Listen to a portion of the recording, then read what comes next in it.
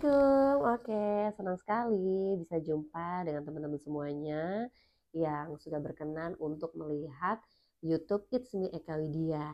Nah, dalam video kali ini kita lagi mau ketemu sama Pak Menteri, Menteri Komunikasi dan Informatika Republik Indonesia.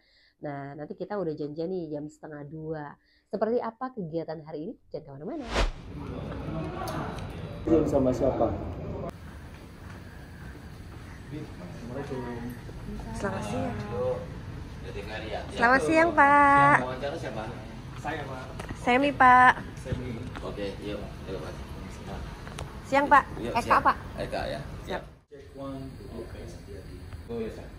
Baik, Wiradi Saras di studio. Sekarang saya Bastian sudah berada di depan ruang kerja Menteri Komunikasi dan Informatika Bapak Budi Aris Setiadi. Nah, berbicara mengenai hoax di pemilu 2024 ini, kita akan sama-sama bertanya kepada Bapak Menteri kira-kira apakah ada kenaikan atau malah justru penurunan angka hoax yang terjadi di Indonesia. Langsung aja yuk, kita menemui Pak Menteri. Selamat sore, Bapak. Selamat sore. Oke, Bapak, mohon maaf mengganggu waktunya, kita Ya, akan baik. ngobrol mengenai isu hoax dalam pemilu Ya. 2024 ini.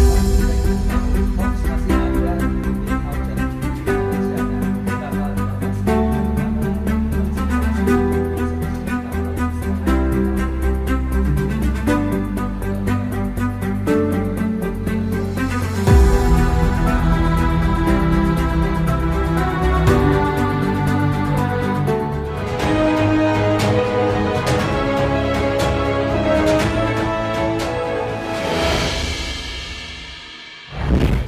Baik, Wira dan juga Saras di studio. Sekarang saya Bastian sudah berada di depan ruang kerja Menteri Komunikasi dan Informatika Bapak Budi Aris Setiadi. Nah, berbicara mengenai hoax di pemilu 2024 ini, kita akan sama-sama bertanya kepada Bapak Menteri kira-kira apakah ada kenaikan atau malah justru penurunan angka hoax yang terjadi di Indonesia. Langsung aja yuk kita menemui Pak Menteri.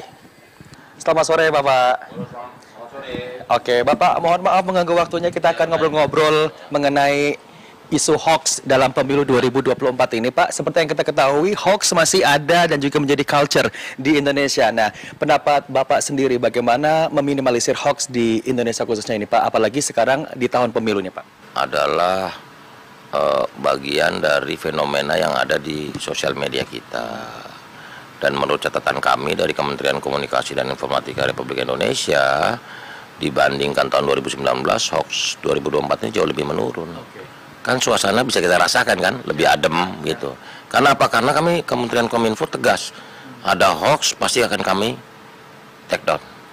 Lalu langkah preventif apa yang dilakukan oleh Kominfo ini sendiri untuk meminimalisir adanya hoax? Sehingga tadi Bapak menyatakan bahwa hoax di tahun pemilu 2024 ini semakin menurun nih angkanya, Pak.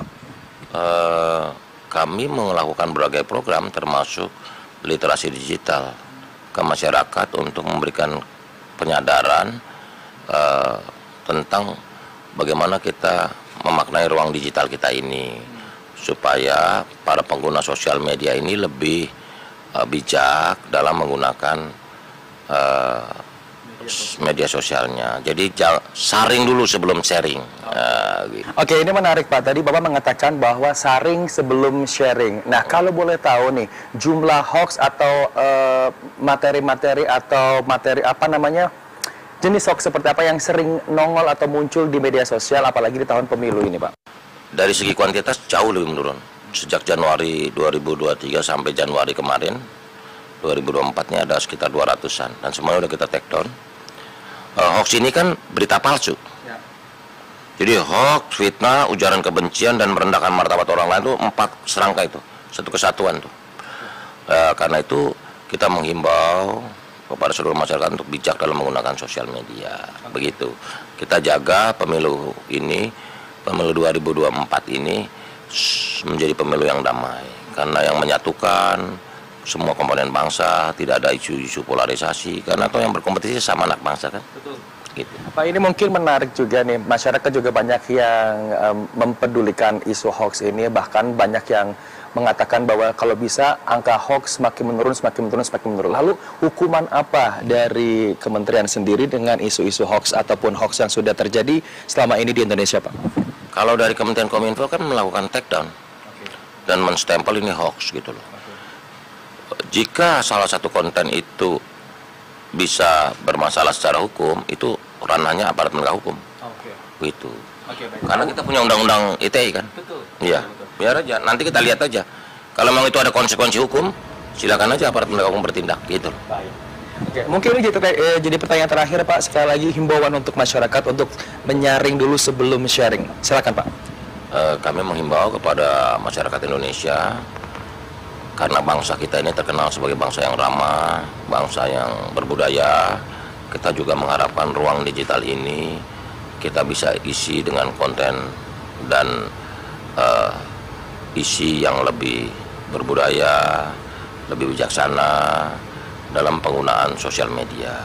Perbedaan pendapat dimungkinkan dalam demokrasi, tetapi ujaran kebencian, fitnah, hoax, dan merendahkan martabat orang lain tentu tidak pada tempatnya ada di bumi Indonesia. Oke, baik. Luar biasa Bapak, sekali lagi terima kasih untuk waktunya. Terima kasih sudah sharing-sharing bersama kami TVRI. Nah, itu dia pesan dari Pak Menteri. Jadi ingat teman-teman di rumah, jangan sampai lupa sharing dulu sebelum sharing. Jadi kalau misalnya ada informasi-informasi yang menurut teman-teman itu kurang baik, harus difilter terlebih dahulu. Dan jangan sampai lupa 14 Februari gunakan hak pilih kamu untuk menjadikan Indonesia lebih baik lagi ke depan. Ingat, 14 Februari bukan hanya saja hari kasih sayang, tapi hari kasih pilihan untuk Indonesia lebih baik. Sampai jumpa.